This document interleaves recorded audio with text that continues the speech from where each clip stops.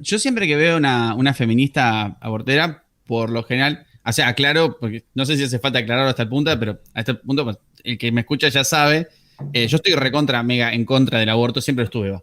Eh, pero siempre dije que el día que se legalice el aborto, yo saco 30.000 libras que tengo guardadas por ahí y se las meto a la Planned Parenthood, espero a la meseta y las saco, ¿está? Y eso se lo digo generalmente a las chicas con el pañuelo verde y les digo que muchas gracias por trabajar gratis para mí. Y después con la plata que haga de la diferencia, hago algo en contra del aborto. Fantástico, ¿no? O sea, Mirá, podría andar. Hay gente que hace otra cosa, te cuento, que es mucho menos grata. Hay gente que pone plata en Planned Parenthood y pide a qué tipo de mujer se le tiene que hacer un aborto. yo O estoy a sea, favor del aborto siempre y cuando sea retroactivo. Claro, sí, yo también. Concuerdo, confío más en el criterio de los padres que de los hijos, así que también. Estoy de acuerdo. podría ser bueno un aborto retroactivo para quien. Bueno, no vamos a entrar en eso, que no vamos a quedar como presto después, ¿no? ¿Qué, genocidas? No, pero está bien mientras no digamos nombres, digamos. Ok. Claro. Abortar a mi padre, por ejemplo.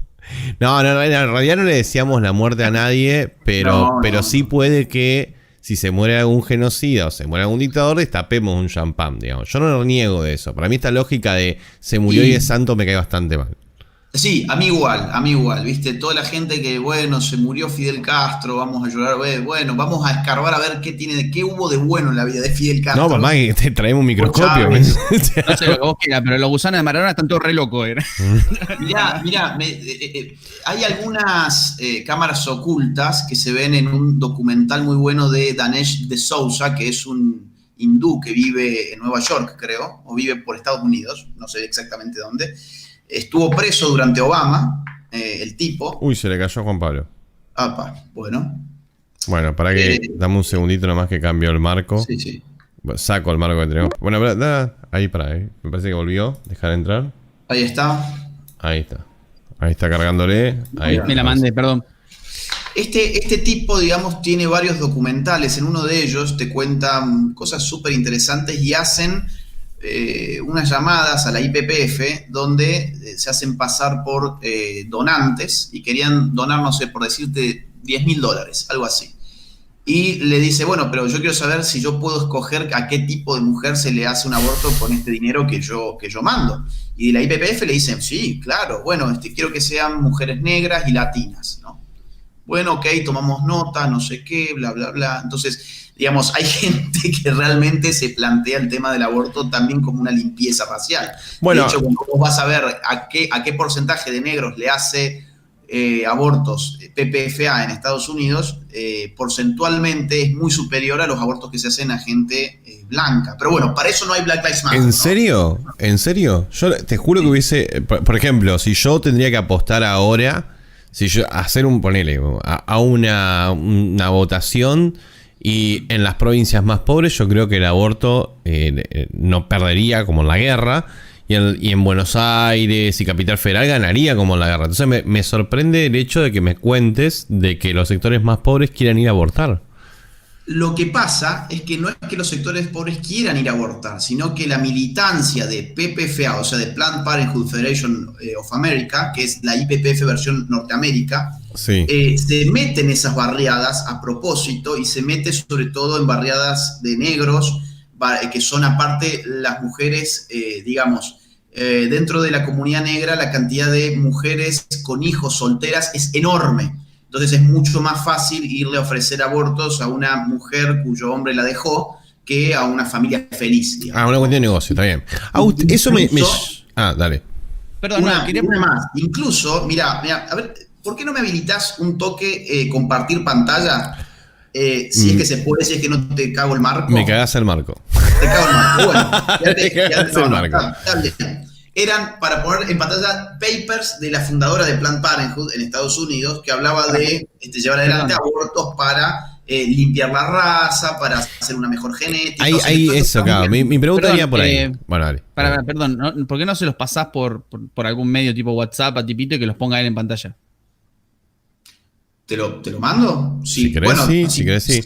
si es que ves que es interesante, si no ya pasamos a otra cosa. Tengo una pregunta sobre el tema. Si querés, mándamelo, no hay ningún drama. Tengo una pregunta sobre el tema que me interesa mucho. A ver, y esta me parece una parte engorrosa pero divertida. Vamos a ponernos un poco conspiranoicos. ¿Para vos hay una ideología detrás de lo del aborto o hay solo un negocio? A mí te digo, con solo un negocio me cierra bastante normal, o sea, como decir, y sí, a ver, ponele, en Argentina no tenemos la infraestructura necesaria para hacer un montón de abortos, sería normal que venga una institución privada y ofrezca su infraestructura. Eso es meramente económico, ¿no? Y bueno, la ideología es un transporte hacia lo económico, pero digo, ¿existe algo ideológico? O sea, yo creo que la mejor pregunta, quizás, no sé si mejor, pero una pregunta que sintetizaría eso sería: si en lugar de ser aborto legal, seguro y gratuito, fuera legal y seguro y no gratuito, ¿pegaría igual? No, Sí, bueno, no, porque claro, podría ser privada, no me refería a eso, me preguntabas, lo orientaba más por el hecho de si crees que hay, por ejemplo, estas teorías que andan dando vuelta de superpoblación, que hoy en día se hablan menos, pero viste que se dejó de tocar un poco el tema, pero que va a volver, como todo, porque todo es un boomerang de estupidez. Entonces, si crees que pasa un poco por ahí, o sea, como que hay gente con mucho dinero diciendo, hay demasiada gente en la tierra, vamos a poner el aborto. Sí. Mirá, es completamente cierto eso. O sea, que hay gente que lo ha planificado de esa forma. A ver, ¿hay ideología? Obvio que hay ideología, siempre hay ideología. Espérate que voy a tratar de arreglar. Ahí está, justo se me puso bien la cámara. Mirá, a ver. Dame 3 minutos para poder contar en 3 minutos cómo ha sido el tema, o por lo menos qué es lo que yo he visto, ¿sí? Tenés tus 3 minutos ya. 1916 aparecen las primeras clínicas que se llaman clínicas de control de natalidad en Estados Unidos, fundadas por esta señora que yo te decía recién, Margaret Sanger. Se crea lo que se llamó la Liga Americana de Control de Natalidad, que fue parte de las sociedades eugenésicas, año 16. Después de la Guerra Mundial, o mejor dicho, antes de que culmine la Guerra Mundial, en el año 42, la Sociedad Americana de Control de Natalidad cambia su nombre y pasa a llamarse PPFA, Planned Parenthood Federation of America, que es el nombre que tiene hoy. Quien mira con buenos ojos esa institución es un señor llamado John Rockefeller III, ¿sí? O sea, uno de los tipos más ricos del mundo, de las familias más ricas del mundo. Se vincula con Margaret Sanger y crean en el año 52 del siglo pasado, 1952, crean 2 instituciones. El Consejo de Población, al cual lo llenan de gente de la Sociedad Eugenésica de Inglaterra. O sea, esto está documentado públicamente hasta en las páginas oficiales del Population Council. O sea, no es nada de teoría de conspiración, son todos documentos públicos que los tengo ahí como para mostrarlos, pero bueno, no, sería mucha cosa. Ese mismo año en India, al mismo tiempo, crean la IPPF. O sea, la PPFA es anterior a la IPPF, que antes de llamarse PPFA se llamaba Liga Americana de Control de Natalidad, ¿sí? Ok, bueno. El argumento inicial, antes del nazismo, era un argumento nazi. Era, necesitamos mejorar la raza y hay que controlar la natalidad de las personas incapacitadas, de los indeseables de la sociedad, dentro de los cuales en Estados Unidos entraban, por supuesto, los negros y los hispanos, ¿ok? Cuando ese argumento ya no se puede sostener, en el año 42 modifican el nombre y crean otro argumento, que el argumento es, para desarrollar económicamente a los pueblos, necesitamos que los pueblos dejen de reproducir a sus pobres, básicamente. Esto va a tener un punto de clímax en el año 65 en el discurso de Lyndon Johnson, presidente de Estados Unidos por entonces, en el 20º aniversario de la ONU. Acordate que la ONU se creó en el 45, en el 65 está en el 20º aniversario. Ahí Lyndon Johnson dice algo que textualmente es así: debemos operar a sabiendas de que $5 invertidos en control de población equivalen a más de $100 invertidos en crecimiento económico. Traducción: sacar a los pobres de la pobreza cuesta mucho dinero, matarlos antes de que nazcan cuesta mucho menos dinero, ¿sí? En el año 67, McNamara asume el Banco Mundial. Cuando asume el Banco Mundial, perdón, en el 68, asume el Banco Mundial y él dice exactamente lo mismo. Todos los Estados miembros se tienen que adecuar a tasas de población decrecientes para así cumplir las expectativas económicas de sus ciudadanos. En ese momento era el relato económico. Todo esto conduce a una conferencia de población de ONU en el año 74 en Bucarest, donde fracasa la intentona de que los países pobres limiten su población. El 10 de diciembre de ese año, 74, en respuesta a este fracaso aparece el famoso informe Kissinger. La gente escucha informe Kissinger y se piensa, no sé, reptilianos. No, esto es un informe secreto que se desclasificó en el 89 y hoy está en las páginas web oficiales de Estados Unidos. Cualquiera lo puede leer.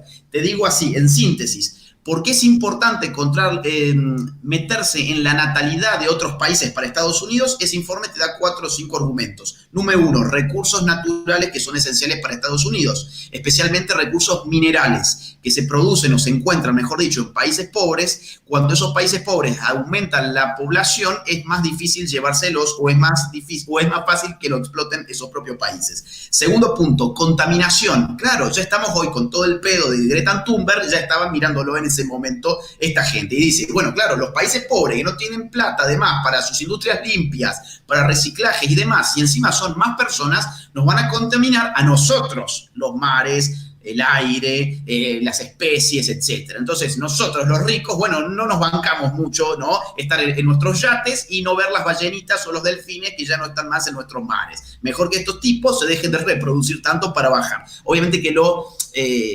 parodio yo un poco, pero por ahí va el argumento. Tercer punto, migración. A más personas en México, por ejemplo, más presiones migratorias hacia Estados Unidos. Y esto pasa equivalentemente en otros lugares donde colindan, digamos, las fronteras de, digamos, un país rico con uno pobre. Y último punto, y el más importante de todo el informe, es seguridad nacional. De hecho, este informe Kissinger, de Henry Kissinger, secretario de Estado, es un informe de seguridad nacional. ¿Por qué seguridad nacional? Bueno, porque a más población en países pobres, eventualmente en una guerra es menos capacidad militar de poder ganar esa contienda bélica. Ejemplo, muy reciente además, Vietnam. ¿Qué le pasa a esta cámara? Espera. ¿Qué cámara es? No sé, una que me compré hace poco, encima debe ser una porquería. Encima que no me salió para nada barata, pero bueno, no sé. Bueno, después decime y yo te digo qué le pasa. Bueno, Acordate, por ejemplo, lo que pasó con Vietnam, ¿no? O sea, pierde Estados Unidos porque cuando piensa que ya, digamos, que ya acabó con todos los vietnamitas, siguen apareciendo como hormigas de un hormiguero. Claro, hay mucha gente. ¿Por qué China tiene tanto poder y Canadá no? Si los dos tienen territorios amplísimos. Bueno, pues China tiene decenas y centenas de millones de chinitos y Canadá son 4 gatos locos, ¿no? Entonces, de esto va ese informe. Y ese informe que es necesario el aborto para bajar la natalidad en estos países. O sea, eso es una conclusión del informe, ¿sí? Después de eso tenés un montón de cosas que se haría muy largo todo esto que te estoy diciendo, pero tenés a Carter con el Global 2000, tenés el Club de Roma del cual estaba ahora hablando mucho Javier Milei, tenés muchas cosas, pero yo quiero llegar al 94. En el año 94, conferencia de población de ONU, 20 años después de la de Bucarest, otra conferencia más de población, pero esta vez en El Cairo.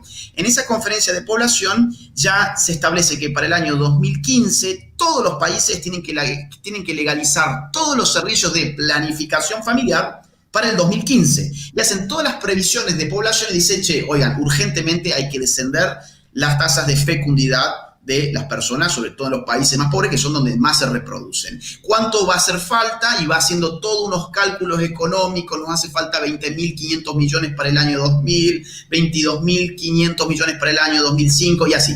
Va elaborando toda una tabla de gastos que es impresionante la cantidad de guita. Vos ahí te das cuenta, la cantidad de guita. Pero siempre parte todo de la premisa de que hay mucha gente en el mundo, pero ha cambiado el argumento. Ya no es más por la economía. Yo te dije que a partir del 42, digamos, el tema pasa a ser porque queremos ser más ricos, hay que hacer abortar a los pobres. No fue muy exitoso ese relato. Desde el 74 con Kissinger, lo que ese informe dice es, tenemos que levantar el estandarte de los derechos que hoy llamamos sexuales y reproductivos, ¿no? Tenemos que hablar sobre el derecho de las mujeres a decidir, el derecho de las mujeres a espaciar sus hijos conforme su voluntad, Toda la ideología que vos estás viendo hoy, en verdad es de los 70. Es muy vieja, ni siquiera son innovadoras las chicas de las cuales estábamos hablando recién. Yo creo que realmente esto es lo que hay atrás de tanto financiamiento. Si no, siendo sinceros, ¿por qué tanta obsesión? ¿Por qué tanta guita? ¿Por qué tanto apoyo de lobbies que no necesariamente sacan tajadas económicas? No todo es negocio atrás del aborto, digamos, ¿no? De hecho, Planned Parenthood y PPF se financia en un 88%, chequen el reporte financiero del año anterior de IPPF, que es público, el 88% es financiado por gobiernos.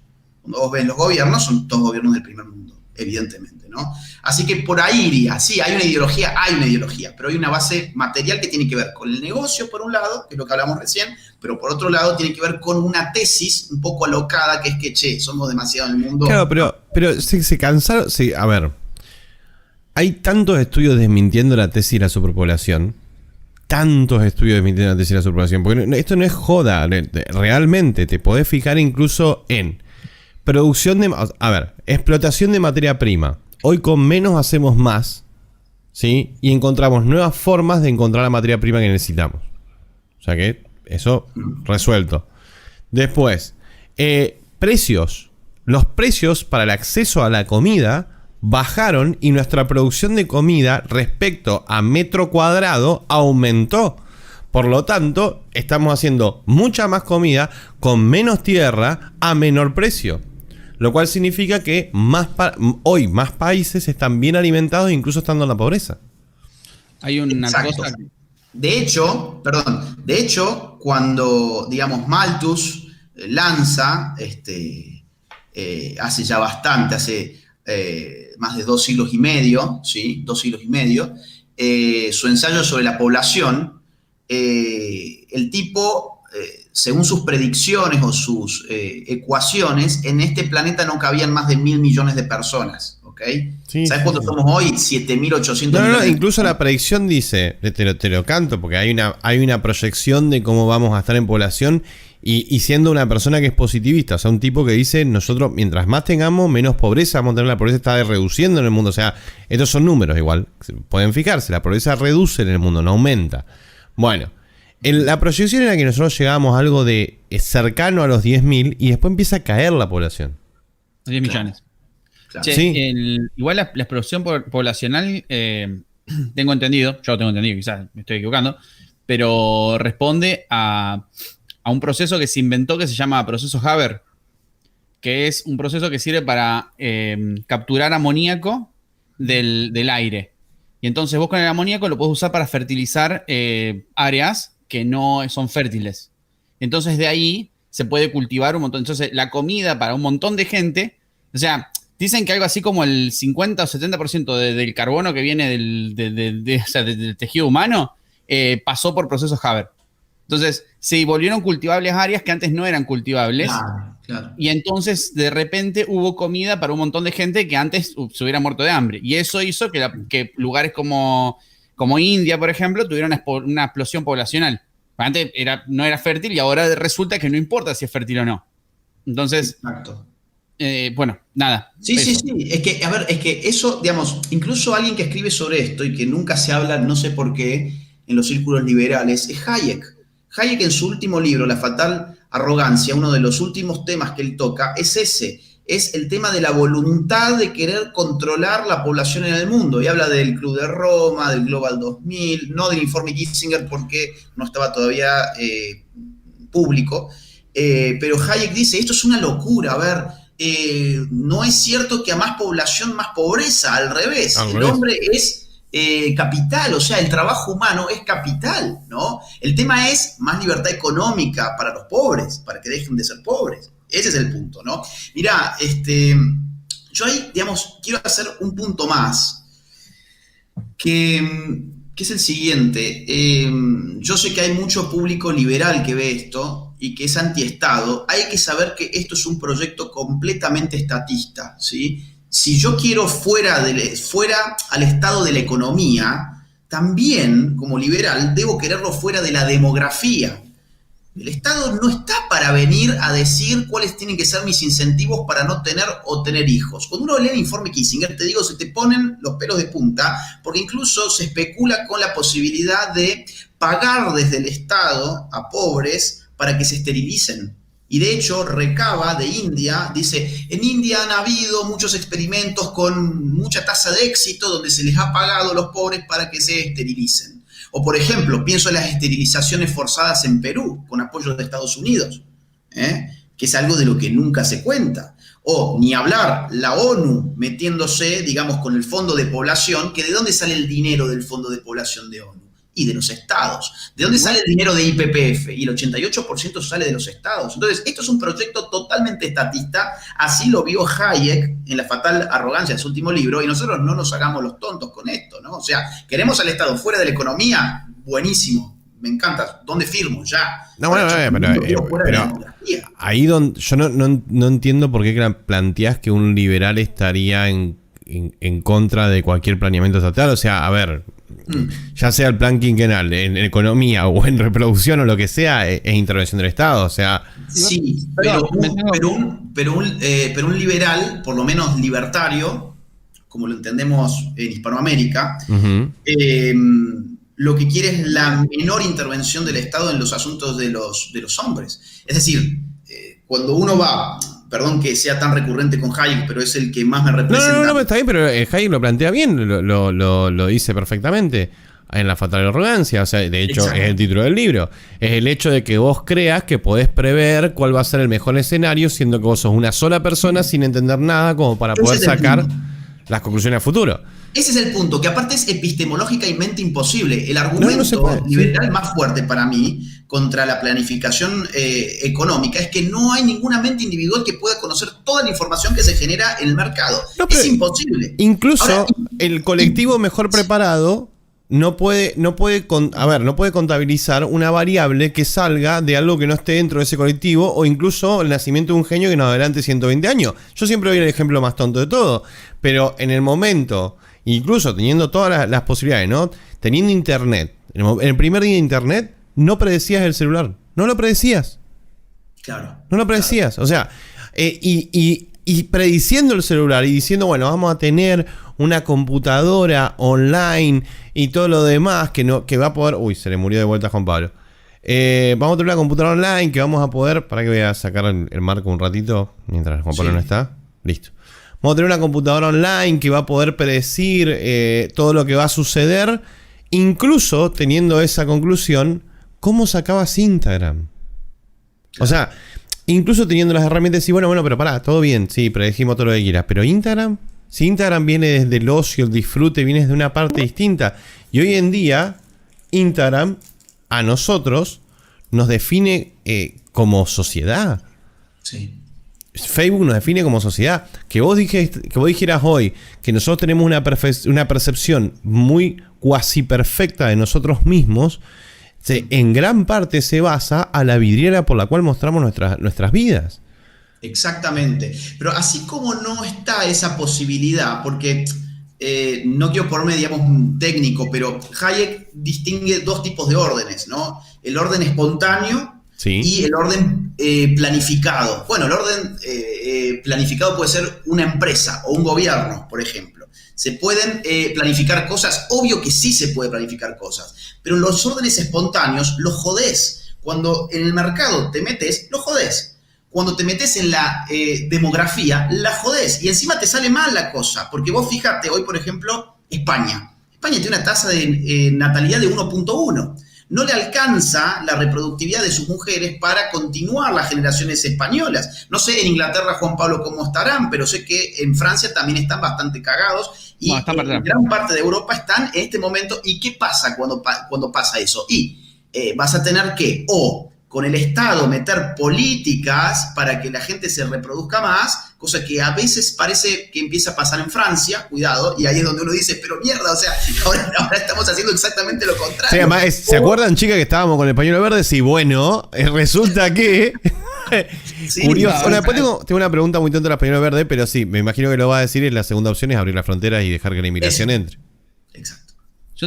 Donde ahí, corres un riesgo grande, que es que toda esa ideología feminista de un día para otro se puede ver repleta de musulmanes poniéndole, digamos, una burka. Ah, sí, bueno, vení acá, ahora ponete la burka, ¿no? Sí, Bueno, como todo igual, a la larga se va a apaciguar y esa persona que entró con su cultura muy diferente va a chocar con la otra cultura y a la larga ambas culturas serán un punto medio entre las dos, pero bueno, vas a tener un tiempo de transición que va a ser bastante caótico y traumático. no sé, Juan Pablo, vos cómo lo ves eso allá en Inglaterra, porque ¿Qué, lo de los allá musulmanes? Londres es un caso de estos, ¿no? No, bueno, Londres no. ¿No? A ver, Londres es la última ciudad importante que faltaba que tuviera un alcalde Claro. musulmán. Los O interrumpo un sea- segundo que Libertario que surja nos hizo un raid. Gracias, Adria. Gracias. Entonces, hola. Pero Londres, No, digamos, sí. Son españoles. Hola, coño. No, volviendo al tema. En Londres, bueno, sí. O sea, en realidad la cultura musulmana es un pelín más dominante en ese sentido, por lo que se puede ver. O sea, como que al ser más duros, son más hardliners, digamos, como que no se flexibilizan tanto y te hacen flexibilizarte a vos, básicamente. Y eso, sí. Pero bueno, a ver, de vuelta, ¿qué diría Darwin de esto, no? Pero bueno, volviendo a esto. Yo tenía que preguntarte algo, Agustín. Sí. O sea, si sacamos, o sea, yo escucho todo esto que vos decís de que bueno, del informe este, Ujú. y veo que esto está impulsado por los gobiernos, etcétera, etcétera, etcétera. ¿Qué pasa si yo te digo, o sea, poniéndome un poco en el abogado del diablo, te digo, mirá, todo muy lindo, pero desde mi escasa perspectiva que puedo tener como mujer adolescente, cis hetero, gestante, Sos bastante fea. quedé embarazado y no lo puedo mantener a la criatura. Nada, con mi libertad individual me gustaría practicarme un aborto y se terminó. Bueno, Eso, lo que yo argumentaría, digamos, es que no existe la libertad individual para ir contra los derechos de otras personas. Y ese es un gran problema. La idea de yo soy libre de disponer sobre mi cuerpo, ¿no? Eso es falso. Hasta para un liberal eso es falso. para, Yo no acá entiendo de estamos dónde haciendo ahora- algo. Perdón, te tengo Sí. que parar acá. Vos Sí, ya, sí, párame. perdón, ya estuviste asumiendo que lo que está dentro es una persona. Entonces, Exacto. Y ahí que es un ya, ser humano. ahí ya tenemos un gris. Porque estoy de vuelta, ¿eh? Yo estoy de acuerdo con vos, no quiero, Sí, pero yo estoy sé. tratando de ser de lo más objetivo posible, tirándome para el lado abortero en este momento. Sí, No te voy a perfecto. mostrar las tetas, así que no te hagas ilusiones. Volviendo al tema. No, volviendo al tema. O sea, vos estás asumiendo que esto es una persona, ¿ok? Y la concepción de persona, ¿no? Hoy lo estaba discutiendo con mi vieja, mira. Mi vieja es licenciada en ciencia política también. La condición de persona, ¿no? Mal que pese, es una cosa que se tiene que dar por, nada, decisión de la mayoría, si se quiere. En Argentina se reconoce a la persona desde como tal, desde la concepción, según la Constitución, según algunos documentos. Se puede discutir o no, puede estar bien o no, pero internacionalmente no se reconoce al feto como una persona. Entonces yo te puedo decir a vos, está bien, para vos es una persona, para mí no, y yo lo que estoy haciendo no está mal, porque me restringís mis libertades. Restringís mi libertad, no solo de no creer que esto no es una persona, sino que además restringís mi libertad de no hacer lo que yo quiera con mi cuerpo. Mi cuerpo. Yo no quiero tener estrías, ¿entendés? Porque se me hace la panza así y después se me caen las tetas y no da, boludo. ¿Entendés? Entonces, ¿por qué me tengo que fumar todo esto? Si yo no creo que esto sea una persona, no creo estar matando a nadie. Mira, lo que yo te diría es que el problema es que no importa si es persona o no, sino si es ser humano o no. Persona es un concepto filosófico cristiano incluso. O sea que, digamos, si vamos a ver la genealogía de la persona, cagamos, o sea, cagan los aborteros porque tenemos que irnos. Okay. Yo no creo que sea un ser humano tampoco. Perdón que te Bueno, corto. digamos, y Hitler podría haber pensado que un judío tampoco era un ser humano. Ahí o sea, parece el argumento por Godwin's Law. O sea que... ok, Sí, no. lo acusaste No. de nazi. Ya en la regla de acusar de nazi, no. Te fuiste a los nazis. El Bueno, primero que no, acusa de nazi pierde. Rápido, Marx puede, o cualquier loco, a ver, cuando digamos los asesinatos en masa se dan, o cuando los genocidios, mejor dicho, se dan, ponele el nombre que vos quieras, tenés una cosificación de la víctima, ¿no? O sea, a la víctima previamente la tenés que deshumanizar. Y a ver, uno no es ser humano o no en función de un subjetivismo.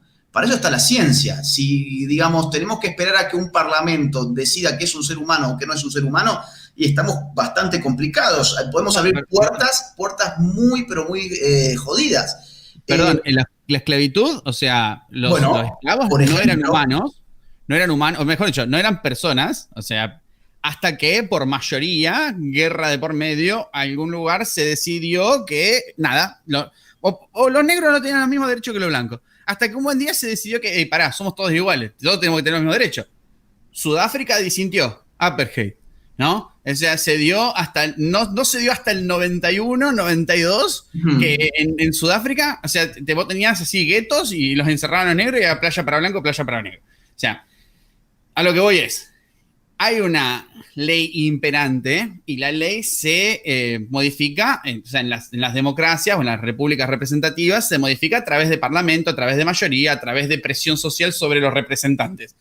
Entonces, si los representantes no llegaron a la conclusión de que lo que hay adentro es una persona, entonces no es una persona para el consenso social y se terminó, ¿o no? ¿Por qué yo me tengo que sentir culpable por matar algo que ni siquiera estamos de acuerdo si es una persona o no? O un ser humano, como le quieras decir.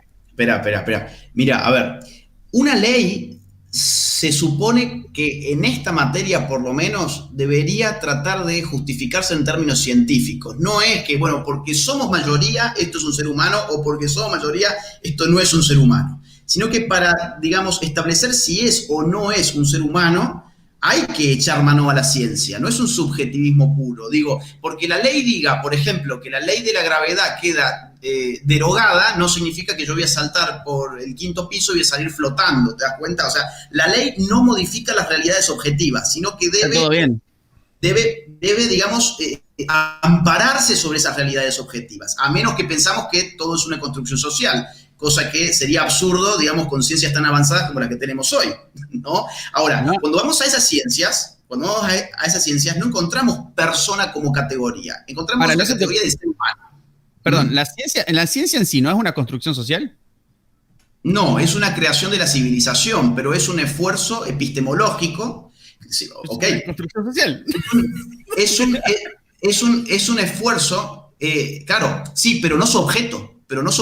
Ese es el punto. ¿Cómo no es objeto? Claro, el objeto de conocimiento de la ciencia no es una construcción social. Lo único que diferencia la ciencia del resto de las cosas es el método científico, chicos. Es más fácil que eso. O sea, el método científico no. El método científico está vivo. O sea, se le agregan pasos. Las formas de. O sea, el método científico es observación de un fenómeno. Hasta donde yo entendí, vos elaboras una hipótesis, después tratás de ver si la hipótesis es correcta o no. Y en base a eso, elaborarás otra hipótesis o. Uy, murió F. Ahora se nos fue Agustín. Agustín, desactivaste la cámara. Ahí volvió Agustín. Ahí volvió Agustín. Hola, Agustín. Sí, ahora activaste una cámara. Pongo la otra porque... Espérate, pues ahí se fue Agustín. La que está por... Yo voy a decir. Un segundo. Sí. No soy el único que tiene problemas técnicos. ¡Vamos! Tomate tu tiempo, Agustín, ¿eh? Está todo bien. No, pero si yo tengo que tener problemas técnicos, que hagamos todo. Ahí está. Bien, ahora te falta que te caigas vos, porque, claro, ahora se me puso la otra que es bastante fea. Te cuento algo que me tiraron el dato. Me tiraron el dato de que si vos no estás bien en el centro, probablemente no te. Ah, ¿por eso será? Sí. A ver, dame un segundo, dame un segundito. O sea, que ya seguimos, sí. bueno. A ver, estoy tratando de reconectar esta cámara. Bueno, perdón, yo lo que estaba tratando de decir es lo siguiente.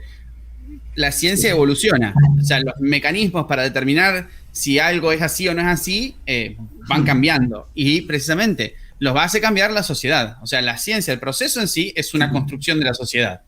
Y está vivo. Entonces, hoy puede determinarse que tal y cual cosa hacen que una cosa sea un ser humano y mañana dicen no, porque en realidad no tiene el sistema nervioso desarrollado. Entonces no es una persona, no siente nada. Y hasta que no encontremos la forma de preguntarle al feto posta si es una persona o no, dale, boludo, entra el boludo, dale, decilo. Hasta que no encontremos eso, entonces nunca lo vamos a saber y siempre va a ser todo conjetura. No hay ciencia dura ahí. Ya de por sí yo pienso de que la forma en la que nosotros interactuamos con la realidad es a través de nuestros sentidos. O sea, Matrix mismo, que te gusta Matrix, es la mejor demostración de decir, che, a lo mejor todo esto es una gran simulación. Y existe. Mira, Mira, eso es muy Popper y yo adhiero en cuanto a que nunca, digamos, llegás a una verdad última, definitiva, sino que siempre son procesos de ir falsando hipótesis para acercarte a lo que es verdadero. Te vas Entonces, acercando. ¿qué pasa? Pero, Si en lugar de decirlo Popper, te lo dice una quinceañera que quiere abortar y que no tiene bueno, menor ok, ganas ok, de enfrentarse al cinturón del padre.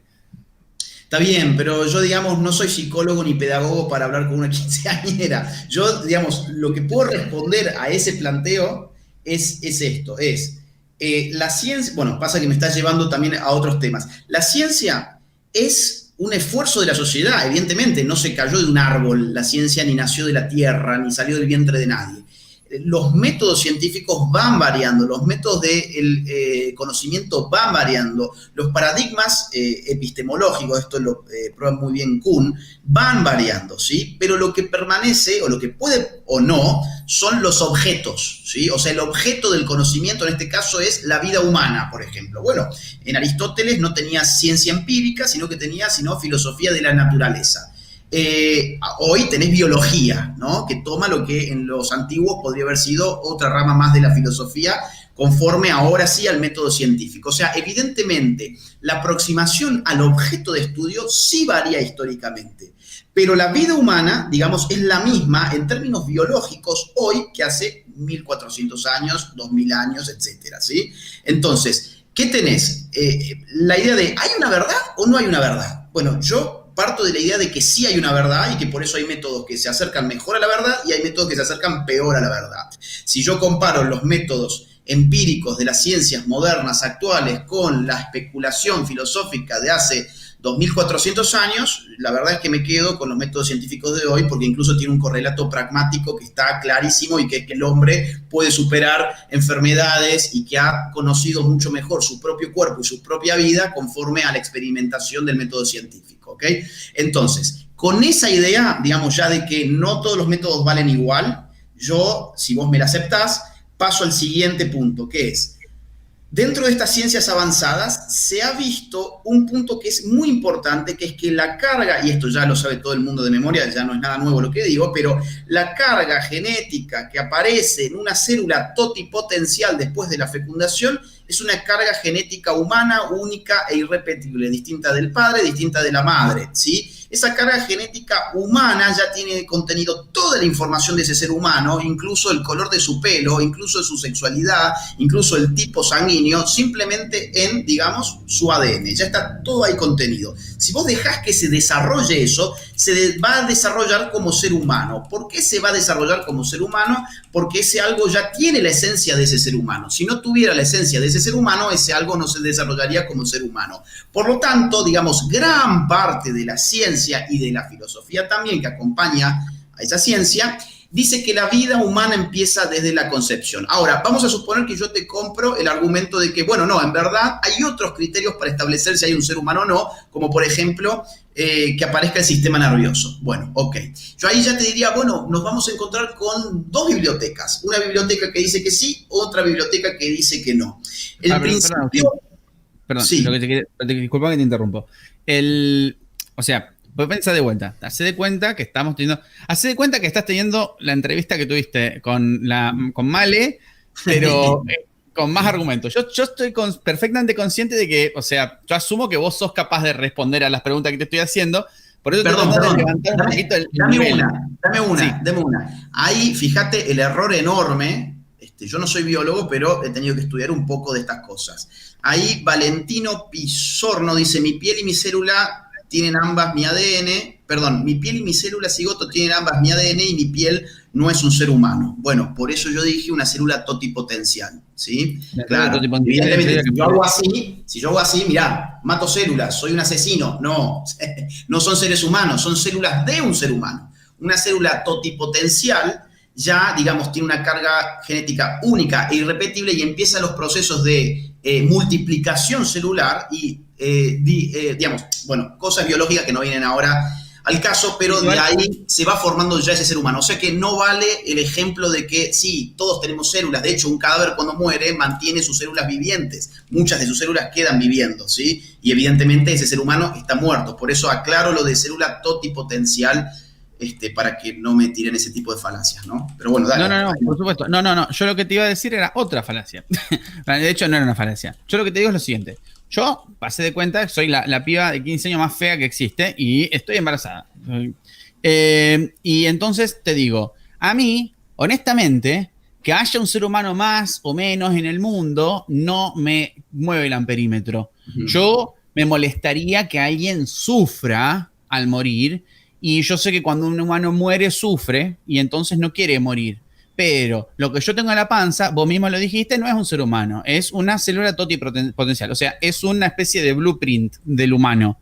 Entonces, yo no me siento culpable clavándome un Oxaprost y, ¿viste? O sea, no me siento culpable porque no siento que nada vaya a sufrir, no siento que nada vaya a sentir ningún tipo de dolor. Y como es una célula totipotencial, no es un ser humano, no siento que esté matando a una persona o a un ser humano. Si esto se desarrollara y yo fuera por todo el embarazo y entonces sí sufriera, sintiera, a mí me daría culpa, yo me sentiría muy mal, porque como bien decís, eso ya sería humanizante y tendría algún grado de empatía con eso, pero no tengo empatía con una célula totipotencial y a mí no me altera para nada que haya un ser humano más o menos en la Tierra. Sobre todo si me va a hacer estría y se me va a hacer que se me caigan las tetas. Entonces prefiero que se vaya. Y entonces, nada. ¿Cómo rebatís eso? Bueno, yo diría que la célula totipotencial, digamos, inicia todo un proceso donde ya sí es un ser humano. O sea, en esa célula ya hay un ser humano. Ya está toda la carga genética de ese ser humano. Ya está. No me causa dolor. Si no fuera un ser humano desde el momento en que aparece, ¿en qué momento entonces aparece el ser humano? Y si vos me decís, bueno, cuando sufre, bueno, digamos, en este caso el proyecto de aborto habilita abortos en fetos que ya pueden sufrir, por ejemplo. Y otro punto más, la célula totipotencial dura un par de días, después se convierte en pluripotencial. Pero bueno, ya como te digo, son cosas, digamos, de biología que van más allá de todo esto. Pero el punto es, digamos, ¿va a sufrir o no va a sufrir? Si ese es el problema que tiene la mujer en cuestión, esta ley entonces no la debería apoyar, porque a las 14 semanas ya se sufre, ya ahí hay un ser humano, digamos, que ya tiene incluso rasgos típicos del ser humano, tanto así que no te permiten en los debates ni en la televisión mostrar cómo es un aborto. ¿Por qué no te pueden mostrar cómo es un aborto? Y porque vas a ver que no es un saquito de células que vos estás reventando ahí adentro. Semana 14, ¿sí? Semana 14. Y además habilitado en el inciso 1 y 2 del artículo 4 a cualquier etapa de la gestación. De modo que el sufrimiento no me parece a mí que, hablando de esta ley, sea un buen argumento, porque esta ley justamente permite abortos en cualquier momento de la gestación y porque en la semana 14 no hay más una célula totipotencial, sino que ya hay un feto. Yo digo, la célula totipotencial aparece en el mismo instante de la concepción, ¿no? Pero ya en la semana 14 tenés un feto. Bajo la lógica de la protección de la raza humana, el aborto está mal. Bajo esa lógica, ¿sí? Bajo esa lógica, porque incluso, interrumpe el proceso por el cual, ya sé, la palabra pueden entrarme que interrumpir, no, porque no se puede volver a tener, no importa. Cancela el proceso por el cual el humano se reproduce, así que se podría decir que está en contra de la humanidad como raza. Para mí los argumentos pro aborto no tienen absolutamente nada que ver con eso. Para mí, yo entiendo de que está matando una vida humana o una vida en potencia o como lo quieras ver. Entiendo también como sociedad que nosotros hemos tomado decisiones muy terribles, desde, yo qué sé, tener una persona encarcelada porque cometió un crimen o cosas por el estilo, y yo sé que esa persona es culpable de algo, pero lo hicimos, pero también en el proceso naturalizamos el hecho de que alguien esté encerrado. Entonces, como sociedad podemos llegar a naturalizar un montón de cosas, y por ejemplo, a mí algo siempre me hizo ruido es: ¿qué pasa cuando una persona comete un error muy estúpido? Porque es un error muy estúpido de muy poco tiempo, que es no cuidarse. Un error muy estúpido. De hecho, el dejar embarazada es el menor de los argumentos por el cual tenés que cuidarte. O sea, usa forro por otras cosas. Ni hablemos del bebé, olvídate eso. ¿Qué pasa con esa persona? ¿Realmente tiene algún sentido de que a esa persona, por un error de segundos, la obliguemos a gastar millones en la crianza de un niño, siendo que la opción es lo que es en Argentina? Mirá, en ese caso lo que habría que hacer es mejorar el sistema de adopción. No habría, digamos, mucha otra respuesta a eso. Claro, no hay voluntad política para eso. Vos hoy tenés muchos más padres pidiendo adoptar que niños en condiciones de ser adoptados. O sea, tenés más demandas de niños que oferta de niños, ¿sí? Eso ya te habla de la porquería de leyes que tenemos. No hay voluntad política para eso. Eso está clarísimo. Tampoco voluntad política. Y con lo de que, con lo de que el tema de los anticonceptivos, mira, te doy un dato que salió hoy, ¿sí? Este año en Neuquén aumentaron, esto salió hoy en lmneuquén.com, ¿ok? Uh-huh. Hoy, este año, aumentaron 180%, creo, los abortos en Neuquén, legales, ¿ok? Según las estadísticas del Hospital Heller, el 87% de quienes interrumpieron sus embarazos, lo estoy viendo acá en el celular, no usaban métodos anticonceptivos. O pastillas anticonceptivas con irregularidad en la toma. De eso estoy completamente seguro, porque no hay ningún tipo de educación sexual que no sea ideológica. La única, obviamente. O sea, en eso estoy completamente seguro. Entonces, para qué yo estoy seguro, y bueno, estoy seguro, además tengo información al respecto de que los chicos deben creer de que, y esta me acuerdo patente, una piba que le digo, pero vos ¿por qué quedaste embarazada? Y la piba me dice... No, bueno, porque yo no había tomado las pastillas de la semana que me correspondía, entonces dije, uy, bueno, y me puse al día. ¿Cómo te pusiste al día? Sí, me las tomé la de la semana anterior toda junta para ponerme al día, y bueno, después tuve sexo 2 semanas después, y bueno, no sabía que funcionaba así. Increíble. O gente que controla su natalidad con la luna. Y digamos que mientras tanto vos en las clases de ESI estás jugando, no sé, por eso pinte la bandera LGBT. Estoy seguro de que que nadie se cuida, porque además las razones por las cuales la gente a mí me sorprende que feministas salgan a decir no, porque el hombre es el que tiene que usar los métodos anticonceptivos, porque el hombre puede ir y embarazar a 40 mujeres y la mujer puede quedar embarazada una sola vez. Y vos decís, flaca, existe el SIDA, ¿vos te das cuenta de eso?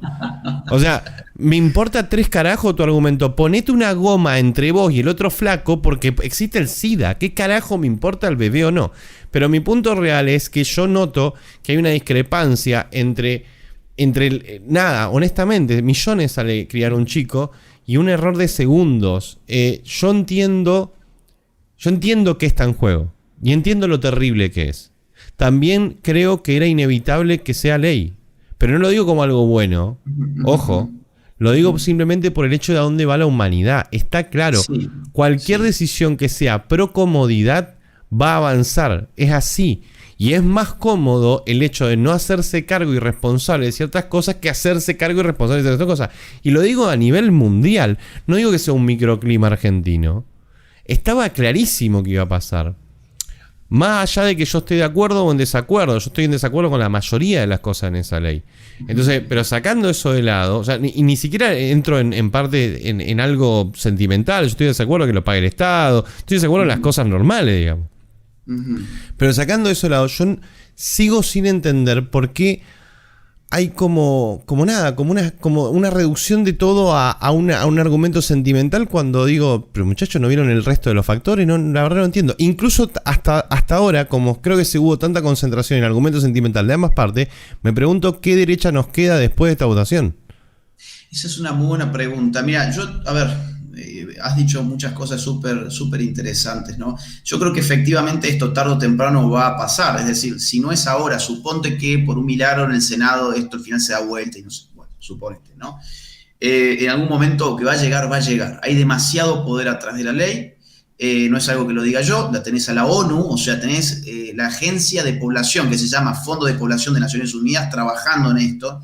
Tenés a una innumerable cantidad de lobbies internacionales trabajando en esto, y del otro lado, ¿qué tenés? Un par de iglesias evangélicas, la iglesia católica que prácticamente ya no dice más nada porque está al frente. Yo no voy a ser malo, pero tenés iglesias. La última vez que me fijé, había más gente haciéndose una cuenta en el WoW que yendo a una iglesia. O sea, claro, de todas las cosas que están haciendo, el que menos afiliado consigue es una iglesia. Una iglesia, ahora, no la católica, una. Mirá, si esto fuese simplemente así, yo la verdad que no estaría perdiendo acá 1 hora y media hablando sobre aborto. aborto. O sea, yo ahora estaría leyendo otra cosa, divirtiéndome o saliendo a comer, qué sé yo, ¿no? Sí, Entonces, hablar con nosotros interesante, independientemente Claro, del podría tema, hablar ¿no? con nosotros, loco. Tengo una máscara, hay cosas raras. Y pasa que los temas tienen que tener un correlato práctico, pues si no caemos en lo que habíamos hablado antes de los estudiantes de filosofía y letras hablando pavadas. Entonces yo creo que hay un correlato práctico, que ¿cuál es? Yo asumo que hay vida humana desde la concepción, entiendo que esta legislación habilita finalmente abortos en cualquier plazo, de una forma muy sencilla de llevar adelante, ¿sí? Por lo tanto, cada día que se puede retrasar el reloj, o sea, yo creo como vos, Tipito, que esto Sí, va a llegar, una pelea contra el tiempo. cada día que yo, digamos, logro retrasar ese reloj, yo entiendo que hay vidas humanas que se salvan. ¿Por qué motivo? Porque ustedes me dirán, no, bueno, a ver, el aborto sigue existiendo. Sí, obvio que sigue existiendo. Pero cuando el aborto se legaliza, el aborto entonces se normaliza como política de Estado y los abortos empiezan a subir, empieza a aumentar. Esto pasó en Inglaterra, esto pasó en Francia, en España y al lado nuestro en Uruguay. Sí, también es cierto de que se van a empezar a medir los abortos de una manera lógica, porque las mediciones de los abortos ilegales... No, ni hablar, ni hablar. A ver, te doy un dato bien claro sobre eso. En Uruguay decían que se producían 150.000 abortos. El aborto se legalizó en octubre del 2012 y en el 2013, ¿cuántos abortos tuviste? 7.200. O sea, claro, o sea, y acá en Argentina supuestamente 450.000. Te lo van a legalizar y te vas a dar, no sé, con, ¿qué será? 40.000, no lo sé, no lo sé, porque tampoco te discriminan los abortos espontáneos y los inducidos. Según la OMS, el 20% de los embarazos terminan en aborto espontáneo. O sea que no es que el aborto siempre es inducido. Los bebés también se pierden, ¿no? Pero bueno, y ahí cuando una mujer pierde el bebé, pues fíjate la hipocresía social, todo el mundo llora y sí, perdió a su bebé. Ahí sí era un bebé. Cuando lo quería reventar la madre, ya no era un bebé, sino que yo tengo dos